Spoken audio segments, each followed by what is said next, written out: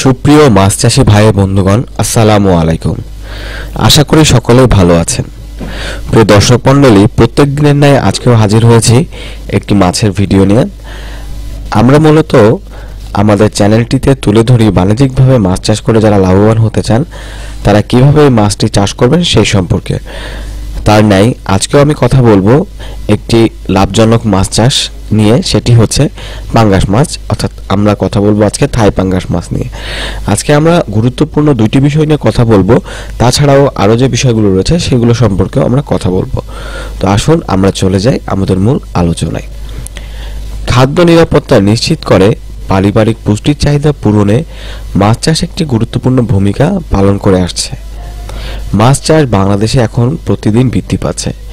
পাশাপাশি আপনারা দেখতে পাবেন বিশ্বের বিভিন্ন উৎপাদনে অর্থাৎ উন্নয়নমূলক যে রাষ্ট্রগুলো রয়েছে তারাও কিন্তু তাদের আমিষের চাহিদা পূরণ করার জন্য মাছ চাষ করে আসছে। এবং আবহমান কাল থেকে পাঙ্গাস মাছ এদেশের মানুষের রসনার উৎস হিসেবে পরিচিত। এই মাছটি প্রাকৃতিক মুক্ত জলাশয়, বিশেষ করে দেশের দক্ষিণ অঞ্চলের নদীসমূহ উপকূলীয় অঞ্চলে পাওয়া যায়।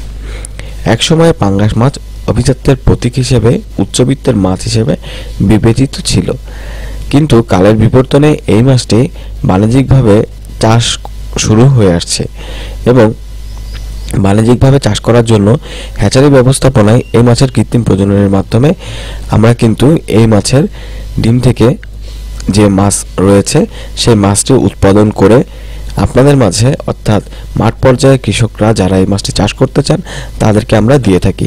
প্রিয় দর্শক মণ্ডলী, আরও একটি বিষয় নিয়ে কথা বলবো, সেটি হচ্ছে আমাদের এই মাছটি চাষ করতে গেলে আপনাদেরকে কি কি বিষয় সম্পর্কে পদক্ষেপ গ্রহণ করতে হবে সেই সকল বিষয় সম্পর্কে।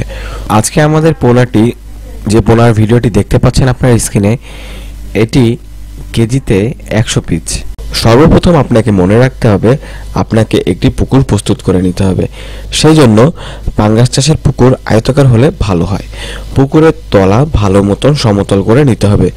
পুকুরে পানির গভীরতা হবে 1.5 থেকে 2 মিটার। পাঙ্গাস চাষের জন্য দোআঁশ মাটির পুকুরে সবচেয়ে ভালো হয়। জরুরি প্রয়োজনে যাতে দ্রুত পানি দেওয়া যায় সেজন্য কিন্তু আপনাকে সেচের ব্যবস্থা করতে হবে। প্রিয় দর্শক মণ্ডলী, এরপরে আমরা কথা বলবো পুকুর প্রস্তুতি নিয়ে। সর্বপ্রথম পুকুরটি নির্বাচন করলাম, তারপরে পুকুরটি প্রস্তুতি করতে হবে। প্রস্তুতের জন্য পুকুর নির্বাচন করার পরেই কাজটি হলো পুকুরকে ভালোভাবে প্রস্তুত করে নিতে হবে। আমরা পুকুরে নানা প্রাকৃতিক এবং বিভিন্ন বৈশিষ্ট্যের জলজ আগাছা থাকলে সেগুলোকে আমরা সরিয়ে ফেলবো। পাঙ্গাস চাষের পুকুরে অপ্রয়োজনীয় ও রাক্ষসী মাছ যেমন শোল, বোয়াল, গজাল, টাকি, বাইন ইত্যাদি মাছকে পাঙ্গাস চাষের আগে অপসারণ করতে হবে। প্রিয় দর্শক মণ্ডলী, এখন যে বিষয়টি নিয়ে কথা বলবো সেটি হচ্ছে এই মাছের পোনা সংগ্রহ। আপনারা স্ক্রিনে যে নাম্বারটি দেখতে পাচ্ছেন এই নাম্বারে যোগাযোগ করে আমাদের কাছ থেকে সুস্থ সবল মাছের পোনা সংগ্রহ করতে পারেন।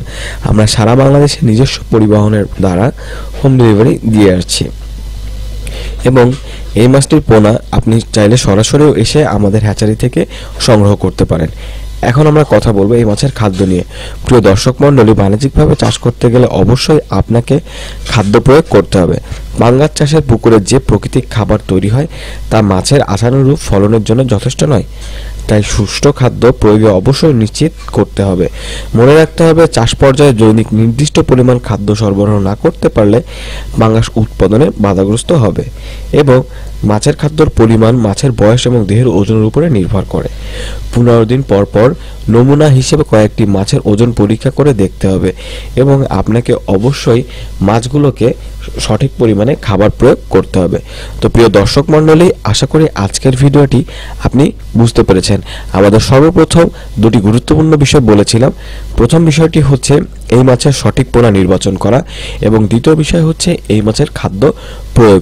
অর্থাৎ এই দুটো বিষয় কিন্তু ওতপ্রোতভাবে জড়িত। তাই প্রিয় দর্শক মণ্ডলী, এছাড়াও আমি যে সকল বিষয় নিয়ে কথা বলেছি প্রত্যেকটি বিষয় আপনারা লক্ষ্য রাখবেন এবং আপনারা আমাদের কাছ থেকে এই মাছের পোনাটি সংগ্রহ করতে আমাদের স্ক্রিনে দেওয়া নম্বরে যোগাযোগ করতে পারেন। তো সকলে সুস্থ থাকেন, ভালো থাকেন। পরবর্তী ভিডিও দেখার আমন্ত্রণ জানিয়ে এখানে শেষ করছি। ধন্যবাদ।